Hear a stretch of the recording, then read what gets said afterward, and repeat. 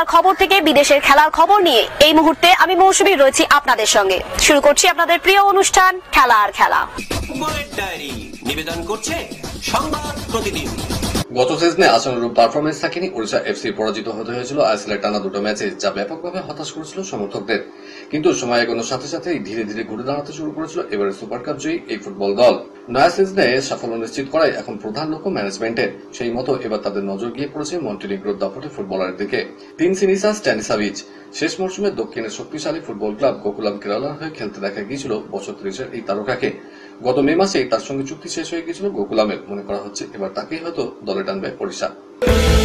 চেন্নাই এফসির দায়িত্ব ছাড়লেন ওয়েন কোয়েল। সহমতের ভিত্তিতে ক্লাবের সঙ্গে বিচ্ছেদ হয় ব্রিটিশ কোচের। সমাজ মাধ্যমে এই খবর জানিয়েছেন চেন্নাইয়ের কর্তৃপক্ষ। 2 দফায় চেন্নাই কোচের দায়িত্ব পালন করেছেন তিনি। প্রথমবার 2019-20 মরশুমে চেন্নাইয়ের দায়িত্ব নিয়েছিলেন কোয়েল। সেবার ধুঁকতে থাকা দলকে নিয়ে গিয়েছিলেন আইএসএল এর ফাইনালে। ভারতীয় ফুটবলে এসেই নজির গড়েছিলেন উইগান অ্যাথলেটিক, ব্ল্যাকবার্ড রোভার্সের মতো দলকে কোচিং করানো কোয়েল। প্রত্যাশিত সাফল্য না আসায় 2023 সালে তাকে আবার কোচের দায়িত্ব দেন চেন্নাই কর্তৃপক্ষ। কিন্তু দ্বিতীয় পর্বে সাফল্য পাননি ব্রিটিশ কোচ। 24 ম্যাচে 27 পয়েন্ট নিয়ে আইএসএলে 11 নম্বরে শেষ করেছিল চেন্নাই। তার পারফরমেন্সে সন্তুষ্ট ছিলেন না কর্তারা। দুপক্ষের আলোচনার পর ইস্তফা দিয়েছেন 59 বছরের কোচ।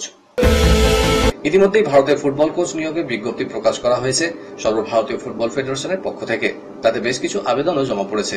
সেই তালিকায় খালিদ জামিল, সঞ্জয় সেনের মতো কোচেরা রয়েছেন। আবেদন করেছেন বেশ কিছু বিদেশি কোচও। আর এবার জানা যাচ্ছে ভারতের জাতীয় দলের কোচ হতে আগ্রহ প্রকাশ করেছেন প্রাক্তন জাতীয় দলের কোচ স্টিফেন কনস্ট্যান্টাইন। 65 বছর বয়সী কনস্ট্যান্টাইন এর আগে 2 বার ভারতের দায়িত্ব সামলেছেন। সেই সময় তার কোচিং এ বেশ সাফল্য পেয়েছিল ভারতীয় দল। ক্রিকেটের ডায়েরি। আর্থিক দুর্নীতি, স্বার্থের সংজ্ঞা, তথ্য গোপন, অর্থের বিনিময়ে দলে সুযোগ করে দেওয়ার প্রতিশ্রুতি। অভিযোগের পাহাড় চলছে সিএবিতে। এতদিন ইডেন চত্র যা কানাঘুষো শোনা যেত, সেটাই এখন লিখিত অভিযোগ আকারে জমা পড়ছে অম্বুডসম্যান, অ্যাপেক্স কাউন্সিল, সিএবি সচিবের অফিসে।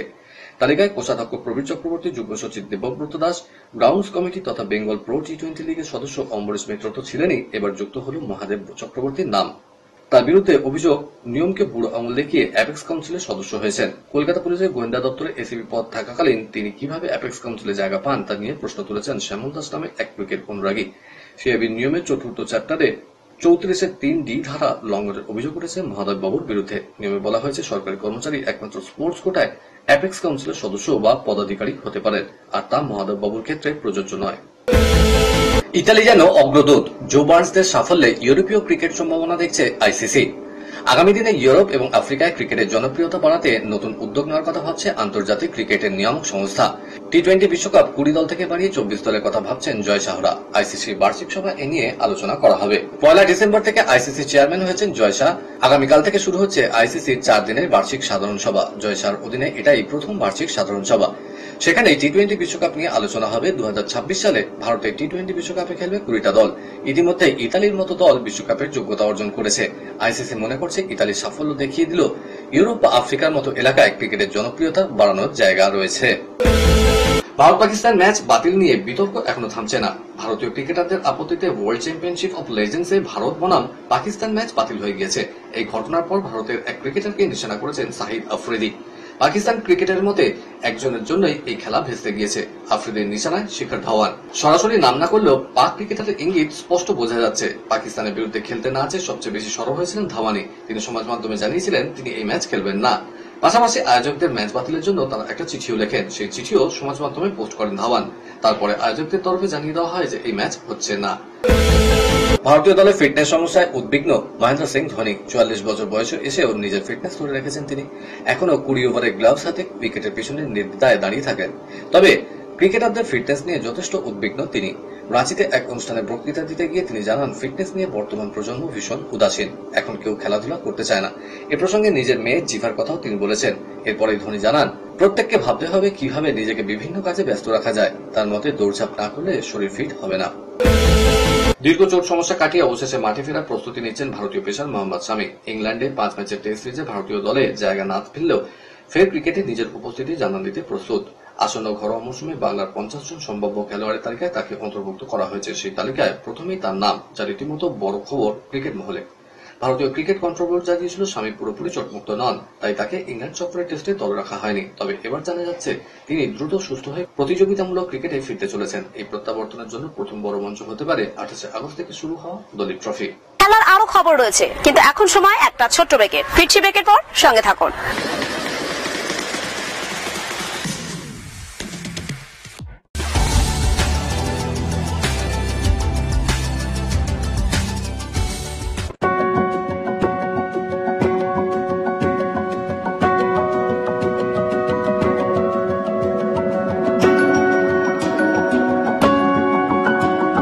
KRK নিউজ মিডিয়া প্রযোজিত সাপ্তাহিক বিনোদন অনুষ্ঠান বিনোদন.com দেখুন প্রতি শনিবার ঠিক রাত 10:25 আপনাদের প্রিয় চ্যানেল ভিশনে।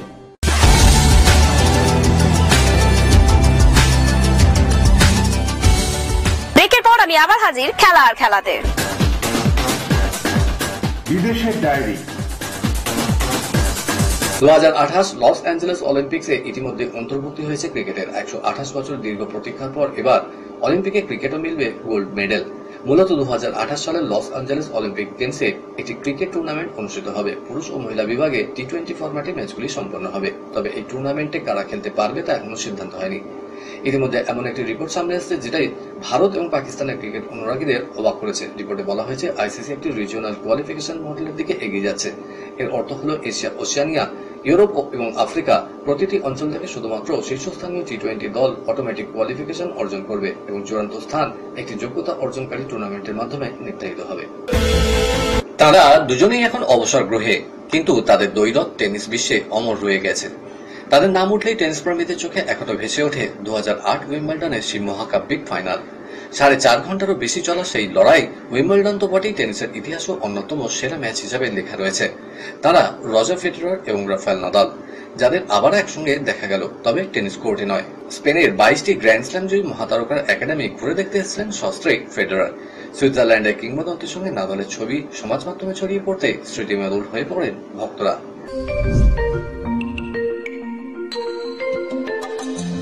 চীন ওপেন ব্যাডমিন্টনে শুরুতেই ধাক্কা সামলে নিলেন এইচএস প্রণয়। বিপক্ষের 5 ম্যাচ পয়েন্ট বাঁচিয়ে উঠলেন দ্বিতীয় রাউন্ডে। জাপানের কোকি ওয়াতানামাকে হাড্ডাহাড্ডি লড়াইয়ের পর প্রণয় হারিয়েছেন 8-21, 21-16 এবং 23-21 পয়েন্টে। তবে প্রথম রাউন্ডের হার লক্ষ্য সেনের। মোহামেডানের প্রাক্তন ফুটবলার মির্জাউল কাসিমভ, আলেক্সিস গোমেজের পর তাদের প্রাক্তন কোচ আন্দ্রে চেরনিসভের অভিযোগের ভিত্তিতে ক্লাবকে শাস্তির চিঠি পাঠালো ফিফা। বাকিদের মতো বকেয়া বেতন না পাওয়ায় ফিফার দ্বারস্থ হয়েছেন রাশিয়ান প্রশিক্ষক। গত বছর ডিসেম্বর থেকে তার বেতন বকেয়া। নির্দিষ্ট সময়ের মধ্যে বকেয়ার অর্থ না মেটানোয় আবারও ক্লাবকে রেজিস্ট্রেশন ব্যানের নোটিশ দিল ফিফা।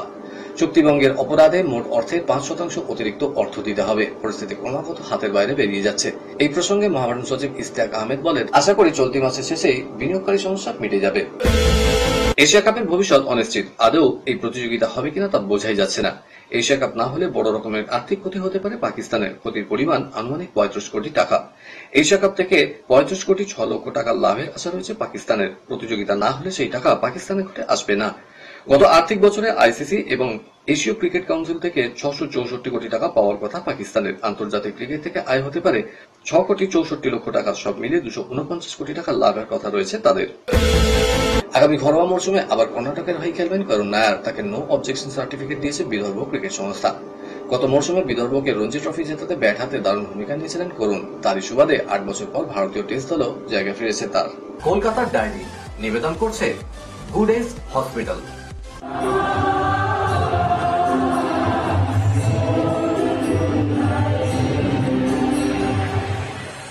যাবতীয় প্রতীক্ষার অবসান ঘটিয়ে অবশেষে আজ থেকে এবারকার ঐতিহ্যবাহী 134তম ডুরান্ড কাপের উদ্বোধন হয়ে গেল। আজ বিকেলে ক্রীড়ামন্ত্রী অরূপ বিশ্বাস ও ডুরান্ড কমিটির শীর্ষ কর্তাদের পাশে নিয়ে বলে লাথি মেরে প্রতিযোগিতার উদ্বোধন করলেন রাজ্যের মুখ্যমন্ত্রী মমতা ব্যানার্জি। প্রতিবারের মতো এবারও বর্ণাঢ্য অনুষ্ঠানের মাধ্যমে এই ডুরান্ড কাপের উদ্বোধন হল। প্রতিবারের মতো এবারও ছিল ফ্লাই পাস্ট। সেনাবাহিনীর হেলিকপ্টার পাইলটরা যুব ভারতীর উপর করলেন এয়ার শো। গোর্খা রেজিমেন্টের কুকরি শো থেকে শুরু করে শেখ রেজিমেন্টের ভাঙ্গা ছিল সবই। এবার টুর্নামেন্টের অনুষ্ঠানের সূচি তৈরির ক্ষেত্রে স্থানীয় সংস্কৃতির উপর বিশেষভাবে জোর দিয়েছিলেন আয়োজকরা। আর তাই বাউল সঙ্গীত থেকে শুরু করে ছৌ নাচ কোনো কিছুই বাদ ছিল না। ছিল মার্শাল আর্টের শো।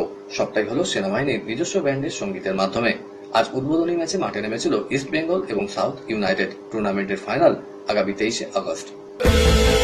মলিনার অপেক্ষায় মোহনবাগান। আগস্টের শুরুতে কলকাতায় আসছেন স্প্যানিশ কোচ। তারপরেই সবুজ মেরুনের অনুশীলনে যোগ দেবেন বিদেশি ফুটবলাররা। ডুরান্ড কাপের কথা মাথায় রেখে অবশ্য দ্রুত অনুশীলন শুরু করছে মোহনবাগান। 26 জুলাইয়ের মধ্যে সাহাল আপুইয়াদের শহরে পৌঁছানোর কথা। যুদ্ধকালীন তৎপরতায় মোহনবাগান মাঠ সংস্কারের কাজ চলছে। সেক্ষেত্রে ঘরের মাঠেই প্রস্তুতি শুরুর ভাবনায় টিম ম্যানেজমেন্ট। আগামী 31 জুলাই ডুরান্ড কাপ অভিযান শুরু করছে মোহনবাগান। প্রথম ম্যাচে তাদের প্রতিপক্ষ মোহামেডান স্পোর্টিং। তবে সাদা কালো ব্রিগেডের অবস্থা বেশ করুণ। ট্রান্সফার ব্যানের আওতায় থাকায় নতুন ফুটবলার সই করাতে অপরাগ তারা। এই গ্রুপের বাকি দুই দল বিএসএফ এবং ডায়মন্ড হারবার এফসি। তবে কিবু ভিকুনা ব্রিগেড বেশ শক্তিশালী। তাই ডায়মন্ড হারবার এফসির বিরুদ্ধে বিদেশি সহ বেশ কয়েকজন সিনিয়র ফুটবলারকে খেলানোর ভাবনায় থিঙ্ক ট্যাঙ্ক। কলকাতার ডায়েরি নিবেদন করলো গুড এজ হসপিটাল। আজ আজকের মতো এই পর্যন্তই। আগামীকাল আপনাদের সঙ্গে আবার দেখা হবে ঠিক এই সময় এই চ্যানেলে। বাই।